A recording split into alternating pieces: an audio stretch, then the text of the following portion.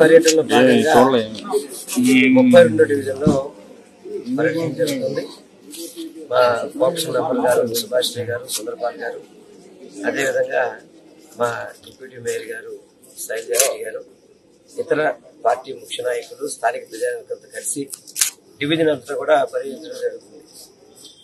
ఈ డివిజన్లో ప్రజల నుంచి చక్కటి స్పందన వస్తుంది. ఎందుకంటే ప్రతి ఒక్కరికి కూడా మంచి జరిగింది, ప్రతి ఒక్కరు కూడా మమ్మల్ని స్వాగతిస్తున్నారు. ఎందుకంటే గతంలో అందరూ కూడా ఇది ఒకటే చూస్తున్నారు, 2014 నుంచి 19 వరకు పరిపాలన ఎలాగుంది, 19 నుంచి ఇప్పటి వరకు పరిపాలన ఎలాగుందని అందరూ కూడా తేడా చూసి మళ్ళీ జగన్మోహన్ రెడ్డి గారు వస్తే కానీ పరిపాలన కంటిన్యూ కాదు, ఇదే విధంగా కంటిన్యూ అవ్వాలంటే మళ్ళీ జగన్మోహన్ రెడ్డి గారు కావాలని చెప్పని రాష్ట్ర ప్రజలందరూ కూడా, ముఖ్యంగా మా నియోజకవర్గ ప్రజలు కూడా అదే కోరుకుంటున్నారు.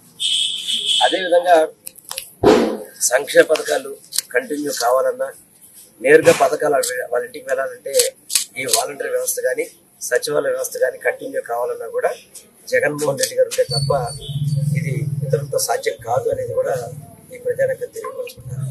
నేను ఒకటే చెప్తున్నాను, దాదాపు నేను 2 నెలల నుంచి ఆల్మోస్ట్ 50 రోజుల నుంచి ప్రతి వార్డు పర్యటిస్తున్నాను. ప్రతి వార్డులో కూడా చక్కటి స్పందన వస్తుంది. జగన్మోహన్ రెడ్డి గారి పథకాలు పార్టీలకు అతీతంగా, కులాలకు అతీతంగా, మతాలకు అతీతంగా పథకాలు ఇస్తున్నారు కాబట్టి ప్రతి ఒక్కరు జగన్మోహన్ రెడ్డి గారు కావాలి, జగన్మోహన్ రెడ్డి గారు మళ్ళీ రావాలని చెప్పి కూడా వాళ్ళు మళ్ళీ కోరుకోవడం చాలా సంతోషంగా ఉంది. ఏదేమైనా కానీ నిన్న చిలకలూరిపేటలో ఒక దేశ ప్రధాని, ఒక రాష్ట్రానికి చాలా పెద్ద నాయకుడు అని చెప్పుకునే 40 ఏళ్ళ ఇండస్ట్రీ, అదేవిధంగా పవర్ స్టార్ అని చెప్పుకునే రాజకీయాల్లో పవర్ లెస్ స్టార్ ఒకరు ఉన్నాడు.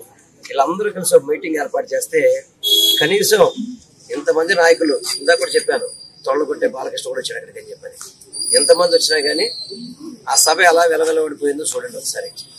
ఎందుకంటే మా సిద్ధం సభ ఒకటి చాలు వీళ్ళందరికీ సమాధానం చెప్పడానికి. సిద్ధం సభ ఎలా ఉంది, ఎంతమంది గుంపుగా వచ్చి దేశం నుంచి, అదే దేశ ప్రధానమంత్రి దగ్గర నుంచి కింద కార్పొరేట్ స్థాయి వరకు అందరూ వచ్చారు అక్కడికి, కానీ ప్రజలు రాలేదు అక్కడికి. ఎందుకంటే ప్రజలంతా కూడా జగన్మోహన్ రెడ్డి గారితో పాటు ఉన్నారు. జగన్మోహన్ రెడ్డి గారు పరిపాలన చేస్తానని చెప్పారు, జగన్మోహన్ రెడ్డి గారు మంచి చేస్తానని చెప్పారు. అందుకే చిలకలూరిపేట మొత్తం కూడా అట్రా ఫెయిల్ చేయడం. అదేవిధంగా ఇక్కడ కూడా కొబ్బరి బొండం కూడా ఉన్నాడు, ఇక్కడ కులిపోయిన బొండం, ఆ నీళ్లు తాడానికి పనికిరాదు, ఆ కొబ్బరి తినడానికి పనికిరాదు, అటువంటి కొబ్బరి బొండం కూడా ఉంది ఇక్కడ. ఇక్కడికి వచ్చి 2014 నుంచి 19 వరకు పరిపాలన చేశాడు. ఏం చేశాడు ఇక్కడ, ప్రజలకు ఏం చేశాడంటున్నా? ఒక పట్టా ఇచ్చాడా, ఒక పథకం అందించాడా, ఒక అభివృద్ధి చేశాడా? మళ్ళీ తొంగులమ్మ అంటూ మళ్ళీ ఇప్పుడు నేను పోటీ చేస్తానంటాడు. మరి 2019 నుంచి 24 ఎక్కడ పోయావు? కరోనా టైంలో ఏ ప్రజానికైనా సేవ చేసావు? కనీసం ఒక్కళ్ళకి సేవ చేసావా? అటువంటిది ఏం లేదు. మళ్ళీ ఎన్నికలు వచ్చినాయని చెప్పి తొంగులమ్మ అంటూ ఓట్లు అడుగుతున్నావు. సిగ్గుసారి ఉండాలి నీకేమన్నా కానీ.